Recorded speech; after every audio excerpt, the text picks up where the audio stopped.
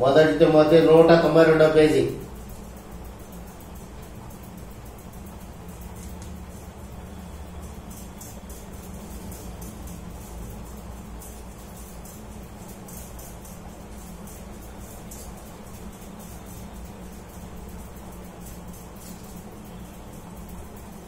చదవనా? తీసారా? కొత్త నిబంధన 192వ పేజీ.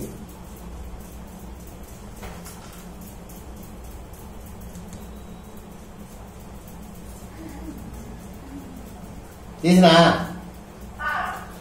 చదువుతాను. మొదటి నుంచి నేనే చదువుతాను, మీరు వినండి. వృద్ధుని గద్దెంపక తండ్రిగా భావించి అతని హెచ్చరించుము. అన్నదమ్ములని, యవనులను, తల్లులని, వృద్ధ స్త్రీలను, అక్క చెల్లెళ్ళని పూర్ణ పవిత్రతో యవన స్త్రీలను హెచ్చరించుము. నిజముగా అనాథలైన విధవరాండ్లను సమ్మానించుము.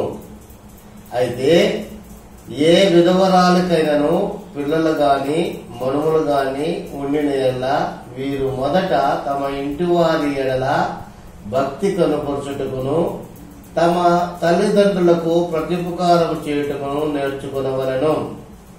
ఇది దేవుని దృష్టికి అనుకూలమై ఉన్నది.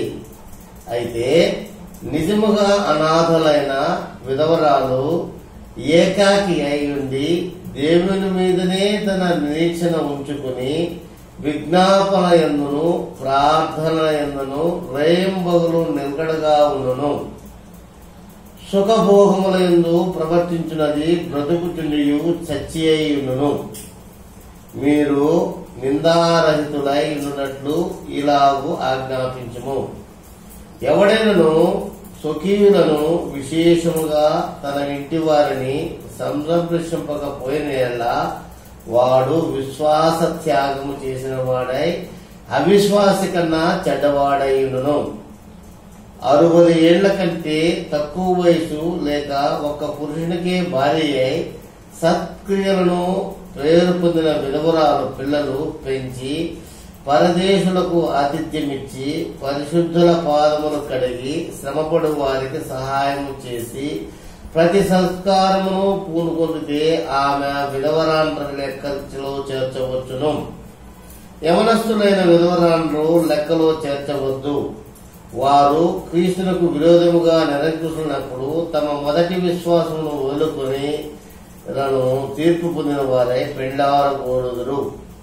మరియు వారి ఇంటింటా తిరుగులాడుచు బద్ధకురాండ్రముటకు మాత్రమే కాక ఆడరాని మాటలాడుచు వదరబోతులను పరుల జోలికి పోవారును నేర్చుకుందరు.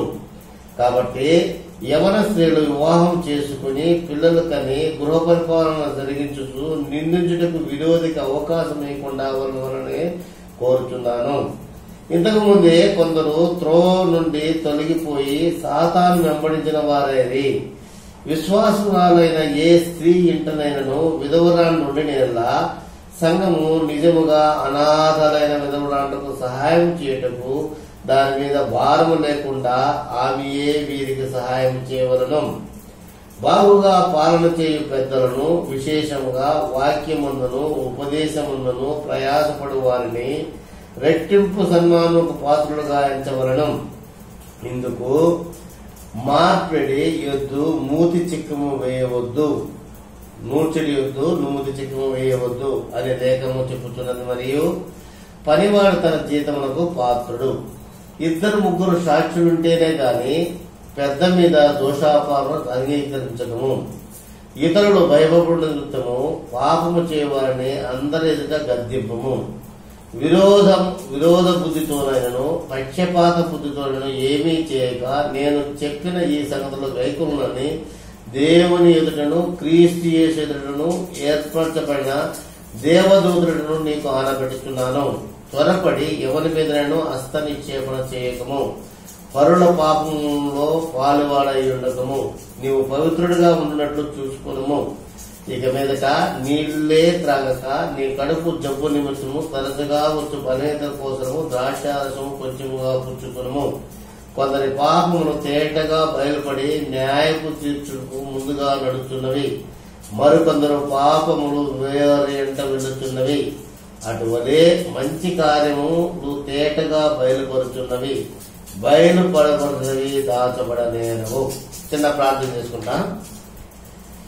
మహాపరిశుద్ధ పరలోక తండ్రి, మహోన్నతుడ, సర్వాధికారి, జీవగల దేవ, జీవాధిపతి ఆయా మరొకసారి మొదటి తిమోతికి రాసిన గ్రంథం పత్రిక 5వ అధ్యాయము 1 నుంచి అన్ని వచనాలు మేము ధ్యానించిపోతుండగా అందులోని మర్మములు మాకు దయచేసి తెలియవలసినందుకు మాకు ఎటువంటి జ్ఞానం లేనప్పటికీ మీ మహాకృప వల్ల కూడి మిమ్మల్ని స్తుతించుటకు, మిమ్మల్ని ప్రార్థించుటకు, మీ ఆజ్ఞలు గైకొనుటకు తగిన శక్తిని, జ్ఞానమును మాకు దయచేయమని నజరేయుడైన యేసుక్రీస్తు ఇక్కడ అతి పరిశుద్ధ నామమున అడిగి వేడుకుంటున్నాం తండ్రి, ఆమేన్. ఇక్కడ ఏం చెప్తున్నారమ్మా అంటే, ఒకటి విధవరాలైన స్త్రీలు, అంటే భర్త లేని స్త్రీలు.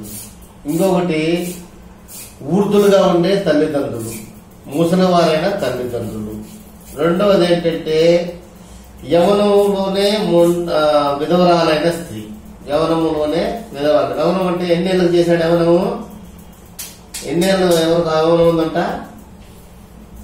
60 ఏళ్ళ వరకు యవనం ఉందని అంటున్నాడు. నిజంగా 9వ వచనం చదువుమా. 9వ వచనం చదువుతాను ఏంటంటే, 60 ఏళ్ల కంటే తక్కువ వయసు లేక ఒక్క పురుషునికే భార్య అయి సత్క్రియల పేరు పొందిన విధవరాలు పిల్లలను పెంచి పరదేశులకు ఆతిథ్యం ఇచ్చి పరిశుద్ధుల పాలను కడిగి శ్రమపడు వారికి సహాయం చేసి ప్రతి సత్కారం చేయ పూనుకున్న వారైతే ఆమె విధవరాల లెక్కలో చేర్చవచ్చును. అర్థమైందా? ఎవరంటే విధవరాళ్ళు? 60 ఏళ్ల కంటే తక్కువ వయసు లేక ఒక్క పురుషునికే భార్య అయ్యండి. అంటే ఇప్పుడు ఈ కాలంలో ఏమవుతుందంటే, పురుషుడు చచ్చిపోతేనే రెండో పెళ్లి చేసుకుంటారు కదా. వినిపిస్తుందా? పురుషుని చనిపోతానే రెండో పెళ్లి చేసుకుంటున్నారు. అందుకే దేవాదేవుడు ఇక్కడ ఏం చెప్పినాడంటే, 60 ఏళ్ల కంటే తక్కువ వయసు లేక ఒక్క పురుషునికే భార్య అయి సత్క్రియలు చేయుటకు పేరు పొందిన విధవరాల పిల్లలను పెంచి పరదేశులకు ఆతిథ్యం ఇచ్చి పరిశుద్ధుల పాదము కడిగి శ్రమపడు వారికి సహాయం చేసి ప్రతి సత్కారం చేయ పూనుకుని వాడైతే ఆమెను విధవరాళ్ల లెక్కలో చేర్చుకునవచ్చును. ఇంకొక విషయం చెప్తున్నాడు. ఏం చెప్తున్నాడు? ఇంకొక విషయం చెప్తున్నాడు. ఆమెను విధవరాళ్లను చేర్చుకున్నాడు. ఇంకొకటి ఏం చెప్తున్నాడు? చేర్చుకోవచ్చును. యవనస్తులైన విధవరాళ్ల లెక్కలో చేర్చవద్దు. ఎవరు? యవనస్తులైన విధవరాళ్ల వయసులో చేర్చబుద్దేటో. అట్లా ఇంకేం చెప్తున్నాడు? మొదటి వచనంలో వృద్ధుని గర్దింపక తండ్రిగా భావించి అతని హెచ్చరించుము. వృద్ధులంటే ముసలోళ్ళు. వాళ్ళు ఏదో ఒకటి మాట్లాడతారు, ఏదో చేస్తారు. వాళ్ళు మనం గద్దించకూడదు. ఏమంటే ఈరోజు మనం రోజు అది కావాలా, ఇది కావాలా, ఇది కావాలా అడుగుతాం కదా ప్రార్థనలో వచ్చి. కానీ ఈ రోజు మనం దేని గురించి మాట్లాడుతున్నామంటే, దేవుడు ఏం ఆజ్ఞలు ఇచ్చినారో అవి మనం పాటిస్తామా లేదా అనే దాని గురించి ఈ రోజు మనం ధ్యానించబోతున్నాము. అవి మన ఇళ్లలో ఉంటే అటువంటి వాటి గురించి మనం ధ్యానించాలా? అటువంటి తప్పులు మనం విశ్వాసులుగా ఉండి చేస్తూ ఉన్నట్లయితే సరిదిద్దుకొని అటువంటి బలహీనత నుండి విడుదల పొందేదానికి మనం ఈరోజు ప్రార్థిస్తాం. మొట్టమొదటిగా మన ఇంట్లో ఉండే ముసలోళ్ళను గద్దించుకోకూడదు. మన ఇంట్లో అటువంటి ముసలోళ్ళు ఉంటారు, పెద్ద పెద్ద ముసలోళ్ళు ఉంటారు, 80 ఏళ్ళు ఉంటారు, 60 ఏళ్ళ పైబడిన వాళ్ళు ఉంటారు, 70 ఏళ్ళు ఉంటారు. వాళ్ళు మతి స్థితితో లేక కొన్ని మాటలు మాట్లాడతారు, మతి ఉండి కొన్ని మాటలు మాట్లాడతారు. మన చిన్నప్పుడు పిల్లలు మనం ఎలా ఉంటాం? తల్లిదండ్రుల మాటలకు విరుద్ధంగా చేస్తూ ఉంటాం. అరే అది పోతారా, కాలుతాదంటే చూస్తాం అని చెప్పి దాన్ని పట్టుకుంటాం. అలాగే ముసలోళ్ళు అయిపోయిన తర్వాత అదే మనస్తత్వం వస్తుందంట మనసులో. ఈ జ్ఞానం బైబిల్లో చాలా విస్తృతంగా రాసున్నారు. ఈ వృద్ధులు అనే వాళ్ళు వచ్చేసి చిన్నపిల్లలతో సమానంగా మనం చూసుకోవాలంట. వాళ్ళు ఎన్ని తప్పులు చేసినా, ఎన్ని తిట్లు తిట్టినా, ఏం చేసినా గానీ మనము ఓర్చుకొని వాళ్ళని ఏం చేయాలంట? మనము సన్మానించాలంట. అదే చెప్తున్నాడు, వృద్ధుని గద్దెంపగా తండ్రిగా భావించి అతని హెచ్చరించుము. అన్నదమ్ములని, యవనులను, తల్లులను, వృద్ధ స్త్రీలను, అక్క చెల్లెలను, పూర్ణ పవిత్రుడితో యవన స్త్రీలను హెచ్చరించుము. ఇవి ఆజ్ఞలు అన్నమాట, దేవుని యొక్క ఆజ్ఞలు. ఈ మాత్రం మన కుటుంబంలో మనం చేస్తున్నావా లేదా? మనం ఎవరినన్నా తిట్టున్నావా? ముసలిలో కూర్చొని ఎవరన్నా గర్దిస్తున్నావా? ఇంట్లోనే మనం ఇటువంటి అనుభవంలో ఉన్నావా లేవా? అందువల్ల వచ్చేసి ఇంకేం చెప్తున్నాడు, నిజముగా అనాథలైన విధవరాండ్రను సన్మానించు. నిజముగా అనాథాలు, నిజముగా అనాథాలు, అబద్ధం అనాథలు ఉన్నారు తెలుసా నీకు? నిజముగా అనాథలు అంటే భర్త వచ్చేసి సహజంగా చనిపోవడము, లేదా ఏదైనా యాక్సిడెంట్ లో చనిపోవడం అట్టడం. అబద్ధంగా అనాథలంటే భర్తను చంపించే స్త్రీలు కూడా ఈ లోకంలో ఉన్నారు. భర్తను చంపించే స్త్రీలుగా ఉండడం అంటే అక్రమ సంబంధాలు పెట్టుకొని భర్తను చంపించేస్తారు. వీళ్ళు హాయిగా ఉండాలని వీళ్ళు విధవరాళ్ళుగా యాక్ట్ చేసి వేరే వాళ్ళతో కులుపుతా ఉంటారు. ఇట్టా వాటి గురించి నువ్వు పరిశుద్ధాత్మ శక్తితో గ్రహించాలా అంటున్నాడు. పరిశుద్ధాత్మతో నువ్వు గ్రహించాలా. నిజముగా అనాథులైన విధవరాలను సన్మానించము. అయితే ఏ విధవరాలకైనా పిల్లలు గాని మనుములు గాని ఉండినేలా వారు మొదట తమ ఇంటి వారి భక్తి కనపరచుటకు తమ తల్లిదండ్రులకు ప్రత్యుపకారం చేయటకు నేర్చుకోను. ఇది దేవుని దృష్టికి అనుకూలమైనది. అయితే ఏ విధవరాలకైనా గాని పిల్లలు ఉన్నా గాని వాళ్ళ మనవలు ఉన్నా గాని ఏం చేయాలంట? ఆ విధవరాలు పిల్లలు గాని మనవలు గాని ఉండినేళ్ళ వీళ్ళు మొదట తమ ఇంటి వారి భక్తి కనపరచుటకు తమ తల్లిదండ్రులకు ప్రత్యుపకారం చేయటకు నేర్చుకోవాలంట. ఇది దేవుని ఆజ్ఞ, నా ఆజ్ఞ కాదు, నీ ఆజ్ఞ కాదు, దేవుని ఆజ్ఞ. వాళ్ళకి ఏం చేయాలా? ఆ విధవరాలకి పిల్లలు ఉన్నట్లయితే, ఆ పిల్లలు గాని వాళ్ళ మనవులు గాని ఉన్నట్లయితే వారు మొదట వారి ఇంట్లో భక్తి ఎలా ఉందని చూసుకోవాలంట. వాళ్ళ భక్తి ఇంట్లో బూతులు మాట్లాడుకుంటా తిట్టుకుంటా వచ్చి ప్రార్థన చేసి ప్రార్థనలో ఎగిపిస్తే ఏ ప్రయోజనం లేదు. ఇంట్లో ఎలా ఉంటారో మందిరంలో అలా ఉండాలా, మందిరంలో ఎలా ఉన్నారో ఇంట్లో అలా ఉండాలి అనేదే దేవుని యొక్క సారాంశం అనమాట. అలాగే ఇంకా ఏం చెప్తున్నాడు? అయితే నిజముగా అనాథలైన విధవరాలు ఏకాకి ఉండి దేవుని మీదనే తన నిరీక్షించుకుని విజ్ఞాపనల యందును ప్రార్థనల యందును రేయంబగులు నిలకడగా ఉండను. నిజమైన అనాథరాలు ఎట్లుంటుందంటే ఎప్పుడు దేవుని మీద ఆధారపడి ఉంటుంది, ఎప్పుడు దేవుని మీద ఆధారపడి ఉంటుంది. ఆమె ఏం చేస్తుంది? ఆ నిజమైన విధవరాలు ఏం చేస్తుందంట? సుఖభోగాలకు దూరంగా ఉంటుంది, సుఖభోగాలకు దూరంగా ఉంటుంది. నిజంగా అనాథలైన విధవరాలు ఏకాకి ఉండి దేవుని మీదనే తన నిరీక్షించుకుని విజ్ఞాపనల యందును ప్రార్థనల యందును రేయంబగులు నిలకడగా ఉంటారంట. రేయంబగులు నిలకడగా ఉంటుంది. దేవుడే నాకు ఆధారం, దేవుడే నా భర్త అనుకుంటది ఈ విధవరాలు. అలాంటి విధవరాలను నువ్వు సన్మానించవచ్చు, సంఘంలో సన్మానించు. సుఖభోగముల యందు ప్రవర్తించినది బ్రతుకు ఉండి సచ్చి అయి ఉండను. భర్త చనిపోతానే దాని ఇష్టం వచ్చినట్టు తిరుగుతుంది, దాని ఇష్టం వచ్చినట్టు పోతా ఉంటుంది. అట్లాంటి బతికున్నా గాని సచ్చిన దాంతో సమానము అంటున్నారు దేవుడు. అటువంటిది ఎట్లంట? బతికున్నా గాని సచ్చిన దాంతో సమానం అంట. ఎలాగా? సుఖభోగముల కొరకు పోతాదంట. విధవరాలైనప్పటికీ సుఖభోగములందు ప్రవర్తించినది బ్రతుకుంటుండిను సచ్చి అయ్యుండును. వారు నిందారతులైనట్లుగా ఇలా ఆజ్ఞాపించుము. ఎవడైనను స్వకీయులను విశేషముగా తన వెంటి వారిని సంరక్షింపకపోయిన వాడు విశ్వాస త్యాగం చేసిన వాడి కంటే అవిశ్వాసి కన్నా చెడ్డవాడై ఉంటారు.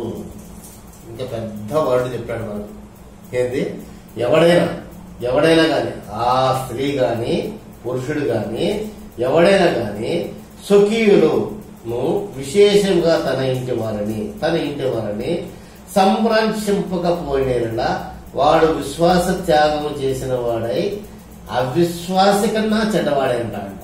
అవిశ్వాసం ఉంటారు కదా, అవిశ్వాసులు అంటే ఈ నేను చెప్పే వాక్యాలన్నీ అవిశ్వాసులకు తగినట్టే కాదు, విశ్వాసులకు తగినట్టు. దేవుని యొక్క ఆజ్ఞలన్నీ విశ్వాసులకు తగినవి.